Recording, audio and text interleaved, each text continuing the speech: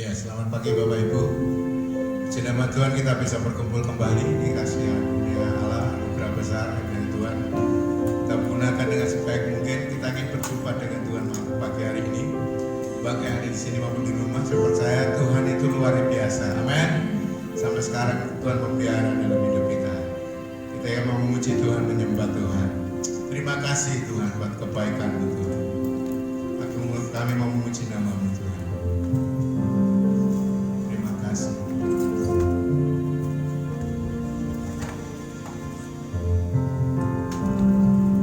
Ya Allahku, aku hendak bermazmur bagimu selama ku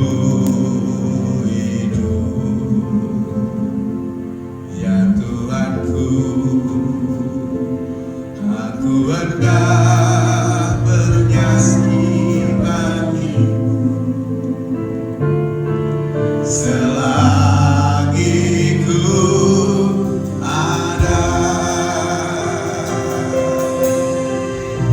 Inilah yang ku lakukan setiap waktu. Haleluya.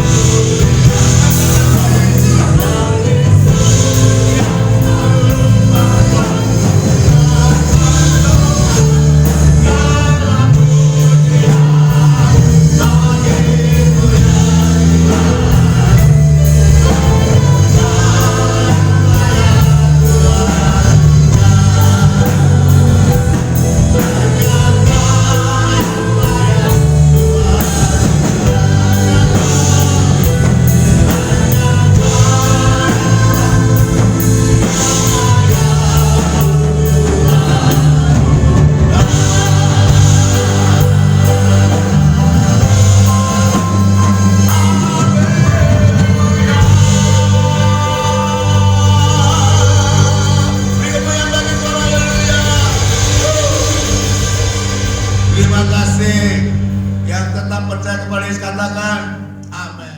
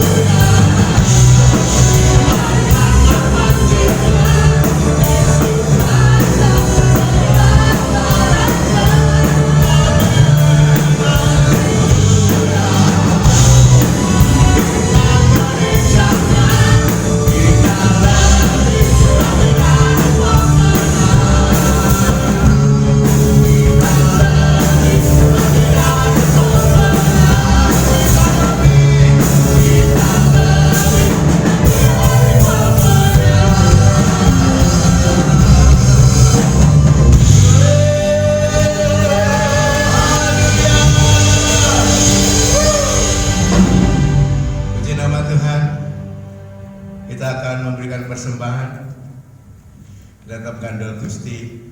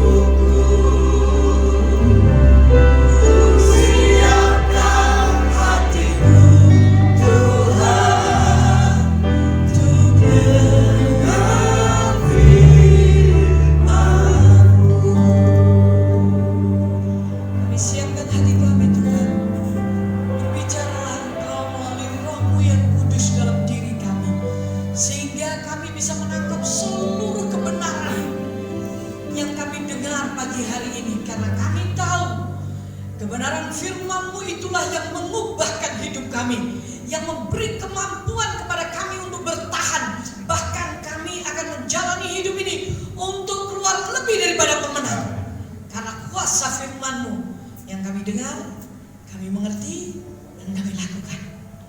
Dalam nama Yesus, urapan turun atas kami dan bibir tanah liat ampun. Amin. Shalom saudara. Pagi hari ini saya rindu membahas tentang satu kalimat yang sering kali ini ditangkap dengan arti negatif. Tetapi pagi hari ini kita akan belajar tentang arti kata ini yang ada di dalam Alkitab, yang bagaimana kata sifat ini yang biasanya pasti jelek, tetapi hari ini kita akan lihat. Jadi judul firman Tuhan ini tentang judulnya adalah tidak tahu malu. Biasanya kalau kita sudah dengar tidak tahu malu, wah ini konotasinya mesti negatif semua. Yuk kita buka Suasana yang ke-11 ayat 5 sampai yang ke-13. Saya membaca perlahan begini, kita simak bersama-sama. Lalu katanya kepada mereka, jika seorang di antara kamu pada tengah malam pergi ke rumah seorang sahabatnya dan berkata kepadanya, saudara, pinjamkanlah kepadaku 3 roti. Sebab seorang sahabatku yang sedang berada dalam perjalanan singgah ke rumahku dan aku tidak mempunyai apa-apa untuk dihidangkan kepadanya. Masakan ia yang di dalam rumah itu akan menjawab, jangan mengganggu aku, pintu sudah tertutup dan aku serta anak-anakku sudah tidur. Aku tidak dapat bangun dan memberikannya kepada saudara. Aku berkata kepadamu, sekalipun ia tidak mau bangun dan memberikannya kepadanya karena orang itu adalah sahabatnya, namun karena sikapnya yang tidak tahu malu itu, ia akan bangun juga dan memberikan kepadanya apa yang diperlukannya. 9 berkata, oleh karena itu aku berkata kepadamu, mintalah maka akan diberikan kepadamu, carilah maka kamu akan mendapat, ketoklah maka pintu akan dibukakan bagimu. Karena setiap orang yang meminta menerima, setiap orang yang mencari mendapat, setiap orang yang mengetok pintu baginya pintu dibukakan. Bapak manakah di antara kamu jika anaknya minta ikan, daripadanya akan memberikan ular kepada anaknya itu ganti ikan? Atau jika ia meminta telur akan memberikan kepadanya kalajengking?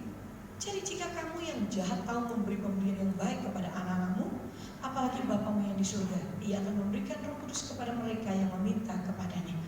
Saudara, kita akan sama-sama simak ayat-ayat ini. Waktu itu murid-murid Yesus bertanya tentang ajarkanlah kami berdoa. Nah ini berbicara tentang berdoa, saudara. Dan Tuhan kasih perumpamaan. Kalau jika ada seorang di antara kamu pada tengah malam, saudara mau ke Tamon, ada orang saudaramu datang ke rumahmu dan engkau tidak punya apa-apa dan engkau ingat engkau punya sahabat, saudaraku, pada malam itu, maka orang itu datang kepada sahabatnya dan mengetok pintu. Tuhan Yesus berkata, sekarang itu sudah malam. Dia berkata, berikan kepadaku 3 roti karena saudaraku mau mampir ke rumahku dan aku gak punya apa-apa. Kita berkata, sekalipun orang itu tidak mau bangun ya, karena ini sahabat. Nah ini rupanya kalau saya simak, saya merenungkan beberapa dalam 1 minggu ini, saudaraku, ini berbicara tentang hubungan sebenarnya. Doa itu adalah hubungan kita dengan Tuhan. Ini Tuhan Yesus sampai kasih perumpamaan tentang seseorang yang memerlukan roti dan datang kepada sahabatnya. Ini sahabat ini berarti hubungan, saudaraku ya, bukan hanya kenal, saudaraku. Karena kalau seorang sahabat yang sudah kental, sahabat yang baik, bahkan kalau bahasanya sekarang itu kayak soulmate-nya, maka pasti akan memberikan pertolongan. Alkitab berkata, Tuhan Yesus mengumpamakan, sekalipun sahabatmu tuh gak pengen memberi ataupun bangun, tetapi karena sikap, nah ini yang saya angkat pagi hari ini adalah sikap, karena sikapnya yang tidak tahu malu itu, maka sahabatnya ini pun akhirnya bangun dan memberikan roti itu. Terus ayat selanjutnya berkata, oleh karena itu, oleh karena saudaraku tadi cerita yang di atasnya, perumpamaan yang Tuhan Yesus berikan, kita akan lihat di mana Tuhan Yesus berbicara tentang tiga level: orang kenal, orang mengerti, bersahabat, dan sahabat yang menjadi soulmate, saudaraku. Nah, Tuhan menginginkan kita dengan Tuhan itu soulmate.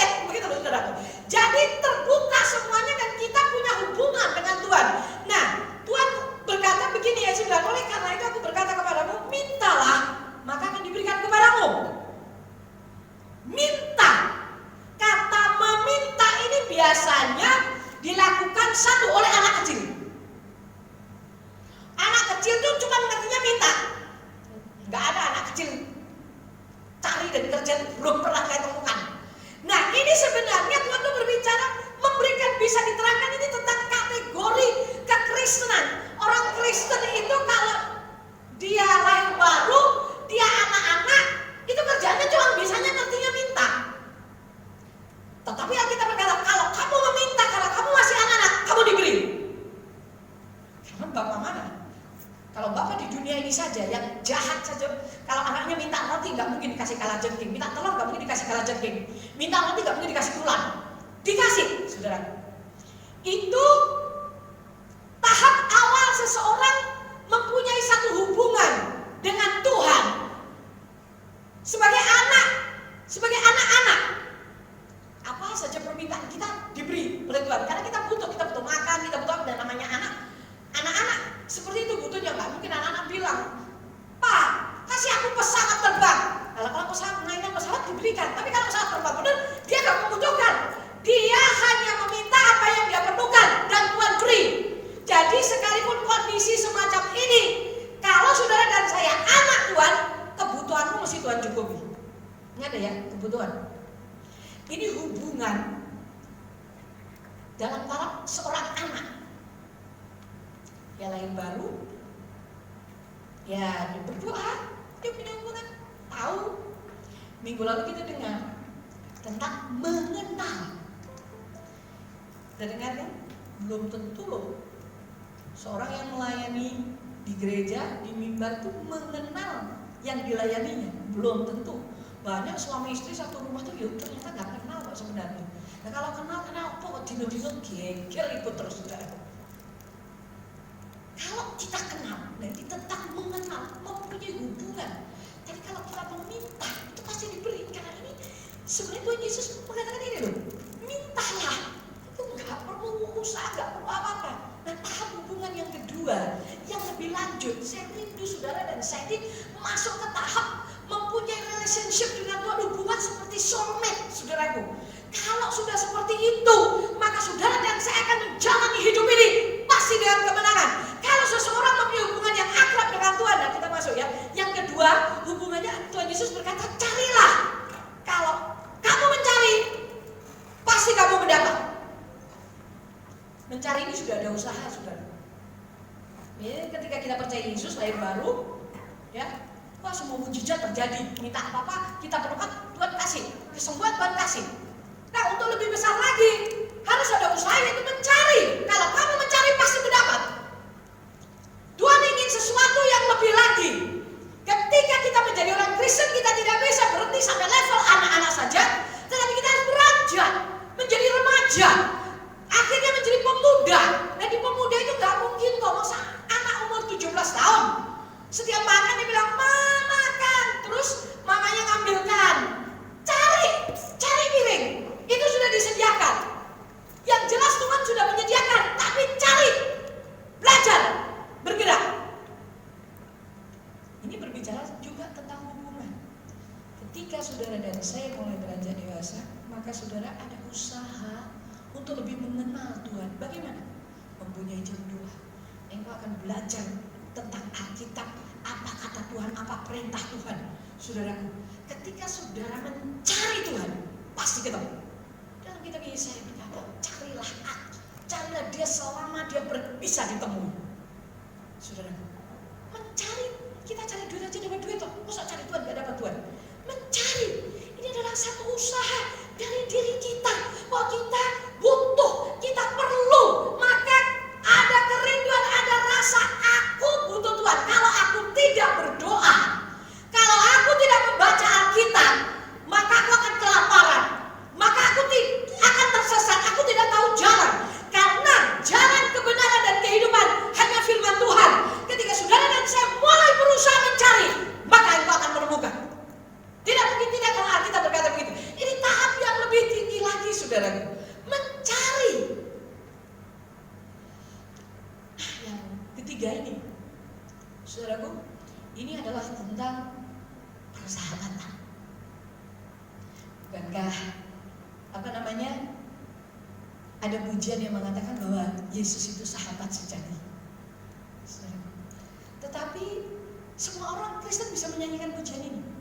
Tapi apakah benar saudara dan saya menjadi sahabat Tuhan? Soulmate-nya Tuhan. Kalau kita menjadi sahabat, Nah, ini tadi Tuhan menceritakan sebelumnya. Ketika seorang sahabat, dia mempunyai tiba-tiba secara mendadak mempunyai kebutuhan yang di luar nalarnya dilihat, di luar kemampuannya dia. Tetapi karena dia bersahabat, nah kalau sudah soulmate itu gak punya rasa malu. Lah kalau masih punya rasa malu, jenenge duduk soulmate, belum soulmate saudaraku. Masih ada hal-hal yang tertutup yang namanya sahabat seperti ini gak punya rasa malu. Hanya orang yang mempunyai keyakinan, kepercayaan, hubungan yang akrab lah, yang berani meminta pertolongan tengah malam di mana tidak pada umumnya orang. Dan ini benar-benar sebenarnya gregetne, saudara, tengah malam minta pertolongan. Kenapa kok tidak sore-sore tadi? Tetapi memang waktu itu dadak, saudara. Dan Tuhan berkata, bukan hanya karena sahabatnya, tapi karena tindakannya yang tidak punya malu, itu yang terus-menerus mendesak, maka sahabatnya itu akan keluar dan memberi pertolongan. Ada banyak perkara dalam hidup ini yang saudara dan saya tidak bisa mengendalikannya. Tidak bisa kita mengatasi seperti penyakit seperti ini.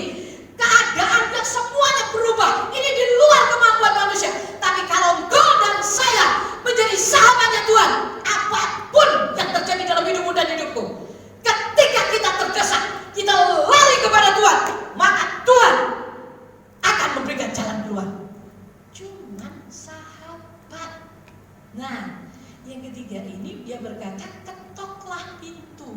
Saudara, kalau saya ngetok pintu tengah malam dan itu bukan sahabat orang wani, nggak berani, saudaraku. Cuma pinjem uang ataupun minta makanan. Tapi ketika saya merenungkan ini, kenapa ya dia tengah malam berani ngomong itu? Karena ini seorang sahabat. Sahabat itu sering berbicara, sering curhat. Halo? Yang merasa dirinya sahabatnya Tuhan dan sahabat pasanganmu, tapi kok gak sering curhat. Ngapus ini? Saya kira ngomong ngapus sih? Engkau hanya merasa sahabat, tapi sebenarnya engkau bukan orang yang mengenal dia. Kalau sahabat tuh masih kenal kesukaannya apa, senangnya apa, kadang-kadang belum ngomong pun dia tahu, saudara. Ini persahabatan, apalagi soulmate, rasanya sakit pun jauh tuh tahu, terasa kok, saudara. Kalau saudara dan saya mengetok pintu, kok mempunyai hubungan seperti seorang sahabat dengan Yesus, saya percaya hidupmu pasti dituntun Tuhan. Karena kita akan sering berbicara dengan Tuhan, kita akan sering membaca suratnya dia, perintah-perintahnya dia, kita sering mendengarkan suaranya. Kalau Tuhan curhat ke kita, lah apa yang dicurhatkan? Kita lah yang curhat ke Tuhan. Kita ini istilahnya bahasa Jawanya blokosuto, gak ada sedikit pun yang ditutupi. Sebenarnya sahabatnya di sini yang paling pas adalah antara seorang suami istri. Itu soulmate yang paling heboh. Tapi saya melihat suami istri zaman sekarang ini bukan soulmate lagi. Pasangannya itu lebih banyak cerita kepada orang lain daripada kepada pasangannya. Bahkan bisa ditantang, aku gak bisa dengarkan. Kamu mau cerita ya, cerita sama orang. Loh, saudaraku, ini jelas-jelas loh, zaman sekarang ini zaman edan memang. Saya mikir-mikir, lupa sama janjinya ketika di altar. Berani-beraninya nantang begitu, saudara. Dan berkata bahwa saya kenal. Nah. Ini menipu diri sendiri. Orang yang kenal dan membangun persahabatan adalah orang yang sering berbicara dan sering menumpahkan isi hatinya. Dan tidak satupun yang tertutup. Saudara, saya cuma ketawa kalau lihat orang mengaku dia mengenal dan bersahabat, tapi tidak ngerti, tidak pernah meluangkan waktu, tidak pernah bicara. Nah, saya bingung, dia bersahabat dari mana? Status karena pernikahan? No. Status karena kita orang Kristen, berarti kita menjadi sahabatnya Tuhan? No. Kalau kau orang Kristen dan tidak sering berbicara dengan Tuhan, mungkin kau hanya seperti anak-anak, dan seperti orang yang mencari, tapi bukan orang yang mengetuk pintu. Gak berani. Ada ketidakberanian di dalam diri kita. Tetapi kalau saudara dan saya mempunyai hubungan yang akrab dengan Tuhan, engkau mencari Tuhan, engkau sering berbicara. Bahkan kadang-kadang Tuhan itu ngajak kita bersentuhan.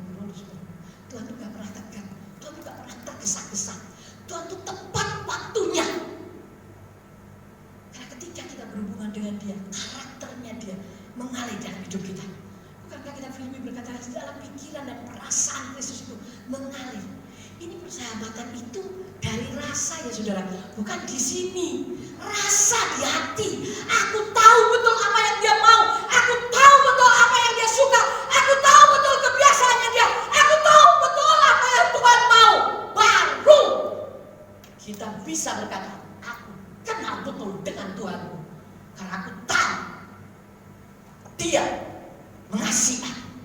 Ketika saudara dan saya kenal betul siapa Tuhan, apapun yang terjadi dalam hidupmu dan hidupku, dia turut bekerja dalam segala perkara untuk mendatangkan kebaikan bagi kita yang mengasihi. Kalau Tuhan diizinkan sakit, bersuka cita aja.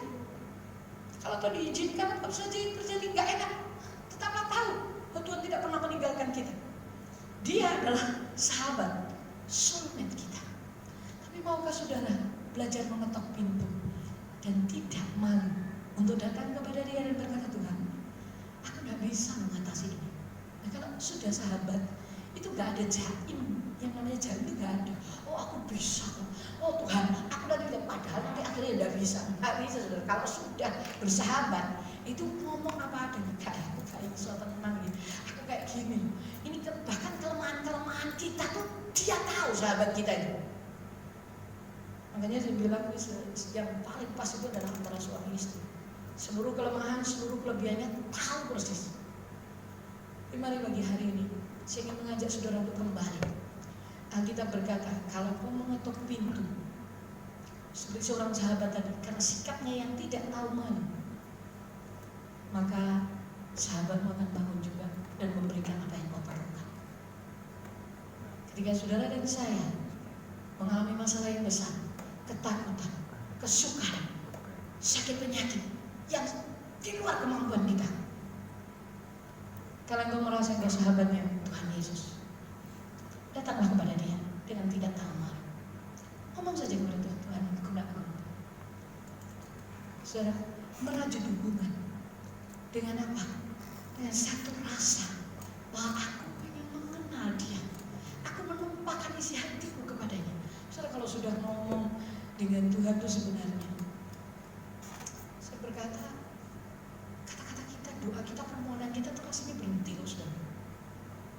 Tapi saya tahu persis, ketika saudara dan saya menjalin hubungan ini kuat, maka sebelum lidahku mengeluarkan perkataan, sesungguhnya engkau telah mengetahui ya Tuhan, kata Daud ini sahabat itu. Dari depan dan dari belakang engkau mengurung aku dan tangan kananmu atas. Ketika tangan kanan Tuhan atas kita, tidak ada kuasa yang bisa membahayakan saudara dan saya. Itulah sebabnya mari kita merajut hubungan. Kita mengenal dia bukan sekedar mengenal sebagai anak kecil, bukan mengenal sebagai anak-anak yang lagi bertumbuh, remaja dan pemuda, tapi mengenal sebagai orang dewasa yang bersahabat dan menjalin hubungan. Hanya orang dewasa lah yang bisa menjalin hubungan lama. Anak-anak enggak saudaraku. Itu waktu PAUD senang berpeluk-pelukan, tapi begitu mereka pisah di SD mereka sudah lupa. Di SMP juga begitu, SMA juga begitu, perguruan tinggi juga begitu. Tapi ikatan apa yang membuat mereka tetap persis seperti Kristus dengan jemaat dan suami istri? Ini terus menerus sampai mau memisahkan. Ini ikatan yang terus menerus. Dan Tuhan inginkan saudaraku, kita membangun hubungan dengan Tuhan seperti orang dewasa yang mempunyai komitmen. Aku mencari Tuhan dan aku ingin mengenal lebih dalam. Jangan berkata bahwa kau mengenal Tuhan kalau kau tidak pernah atau jarang untuk curhat dengan Tuhan. Kan kadang-kadang kalau kita saudara bertemu dengan soulmate-mu, ini nggak ngomong apa-apa. Ketika ketemu gitu, ini kayak sudah ngerti. Kamu pengen makan ini loh, ini terkesenanmu, ini loh. Nah, karena apa? Karena semuanya itu terbuka saudaraku. Nggak perlu, ayo kamu mau makan apa?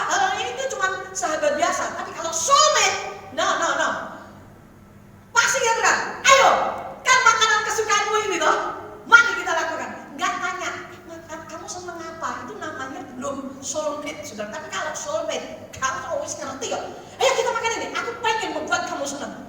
Itu namanya sahabat. Selalu pengen menyenangkan, selalu memberikan telinga, waktu untuk sahabatnya. Kalau seorang sahabat gak punya waktu buat sahabatnya, jadi itu sahabat, saudara. Kenal-kenal apa itu bahasa Jawanya? Cuma ngaku aja. Semua orang yang berkata Yesus itu memang sahabat yang setia, tapi apakah yang jadi masalah, apakah saudara dan saya itu juga menjadi sahabatnya Tuhan? Dia memang sahabat yang setia, tapi apakah kita benar-benar datang kepada dia? Dan ketika saudara menjadi sahabatnya, gak usah ngomong banyak-banyak, cuman hatimu kau taruh. Akhir-akhir ini setelah kita satu raja-raja tentang Elia itu, saudaraku, hati saya itu ditarik terus sama Tuhan. Ketika datang kepada Tuhan tuh cuma yang dipikiran cuma gini, Tuhan, aku mau taruh di mezbahmu ini, mezbah ini Tuhan, sudah aku mau perbaikinya, dan sekarang yang aku taruh hatiku, aku taruh di situ. Kalau sudah ngomong hatiku tak taruh di situ, sudah nggak bisa ngomong apa-apa. Yang ada cuma berkata, Tuhan, aku mengasihi, aku mencintai, dan air mata itu keluar. Wadah, pokok doanya sebenarnya mau tak naikkan kepada Tuhan tuh kira-kira ya 3-5 lembar. Tapi mulut ini terkatup karena saya tahu persis bahwa Tuhan sudah mengerti apa yang ada di hati saya. Saya percaya saudara pun akan menikmati kuasa Tuhan. Karena ketika kita menjadi sahabatnya, kita dituntun, kita akan ngerti apa maunya Tuhan, dan kita akan sadar bahwa penyertaannya yang menyertai saudara dan saya itu seorang sahabat, raja di atas segala raja, Tuhan di atas segala Tuhan. Makanya ia berkata, ingin berbicara tentang memberikan Roh Kudus. Diberikan Roh Kudus untuk hidup saudara dan saya, untuk menuntun kita, melepaskan kita, mengangkat kita, menggandeng kita, memproteksi kita, memberkati kita, memberi pencerahan kepada kita, sehingga kita bisa menangkap seluruh kebenaran firman Tuhan. Saya berharap dengan firman Tuhan ini pemikiran saudara diubah dan kau mulai masuk dalam kebenaran firman Tuhan. Mari kita berdoa bersama-sama. Yesus Tuhan, saudara, kalau selama ini mungkin kau hanya terbawa dengan kata-kata, oh iya, saya menjadi sahabat, oh Yesus itu sahabatku, betul, Yesus itu sahabat kita. Menjadi pokok permasalahan, apakah engkau menjadi sahabatnya Tuhan? Bagi hari ini, kalau engkau sahabatnya Tuhan, maka engkau pun akan memberikan waktumu, hatimu. Kita akan menjadi soulmate dengan Tuhan, dan kau tak perlu takut, tak perlu khawatir. Mari kita berdoa. Kalau kau merasa, aduh, aku kena dengan firman Tuhan bagi hari ini, aku selama ini berbicara bahwa aku ini sahabat, Yesus itu sahabatku, tapi aku nggak tahu bagaimana caranya. Saudara butuh Roh Kudus untuk menguatkan dirimu, untuk memberikan pencerahan di pikiran kita, sehingga rasa pengakuan yang palsu itu rontok. Karena memang benar-benar Tuhan merindukan orang yang mau menaruh hatinya, mencurahkan hatinya kepada Dia. Dia akan memegang hidup saudara dan saya. Tuhan, pagi hari ini hamba berdoa buat umat-Mu, buat kami semua. Tolong kami, untuk kami Tuhan bisa menjadi sahabat-Mu Tuhan. Kami membuka hati kami untuk Engkau membuka hidup kami. Kami tidak lagi hidup dalam penipuan diri kami sendiri, tetapi kami benar-benar mengerti kehendak-Mu. Kami memberikan waktu kami untuk Engkau. Bukan saja waktu kami, tapi kami memberikan telinga kami untuk mendengar suara-Mu Tuhan, untuk mendengar firman-Mu. Ketika kami duduk diam, kami mencari-Mu. Taruhlah itu dalam diri kami kerinduan.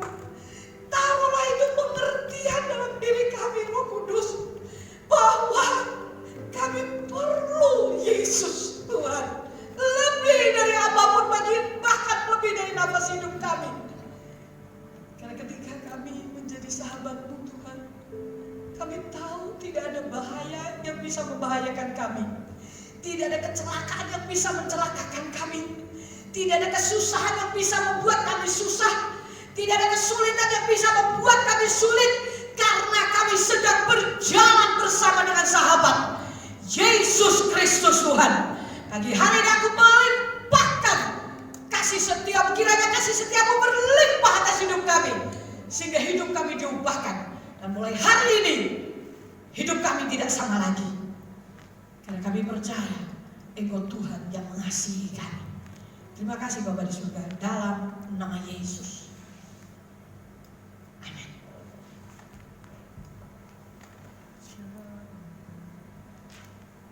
Shalom Bapak Ibu Saudara yang dikasihi Tuhan. Pengumuman minggu ke depan adalah gereja masih melayani ibadah online, baik kaum muda hari Sabtu di Instagram 6:30 maupun ibadah dewasa jam 7 dan ibadah anak-anak semuanya online jam 8. Sedangkan ibadah di gedung gereja kita mengadakan sebanyak 3 kali, yaitu jam 7 pagi, jam 8:30 dan jam 4 sore, sesuai dengan kehadirannya, sesuai dengan komsel masing-masing, dan saudara bisa menyesuaikan mana yang jam yang bisa saudara hadiri.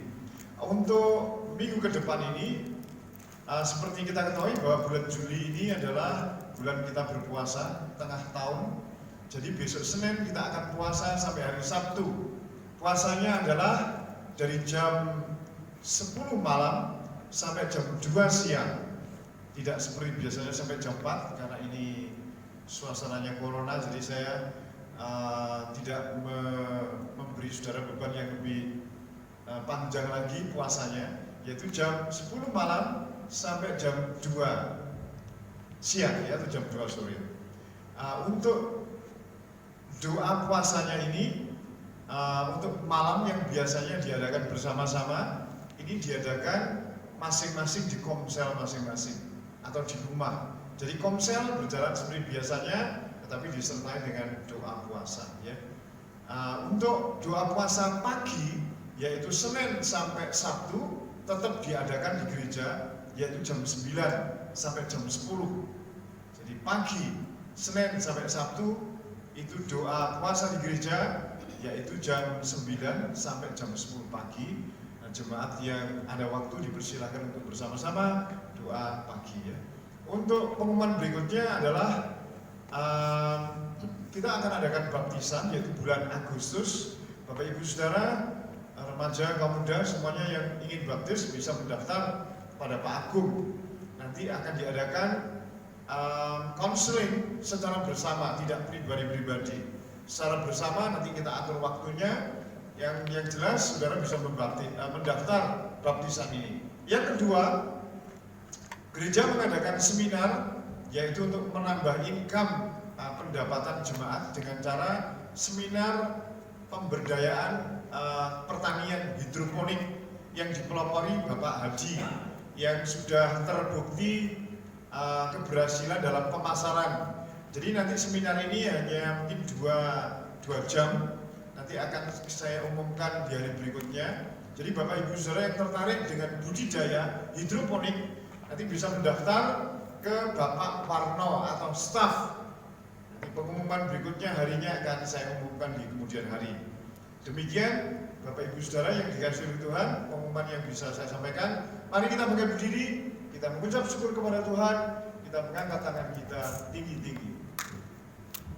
Bapak Ibu Saudara yang dikasihi Tuhan, kiranya firman yang kau dengar menjadi kekuatan yang membangkitkan kau semangat mengikut Tuhan, menjadi terang dan juga disertai Tuhan.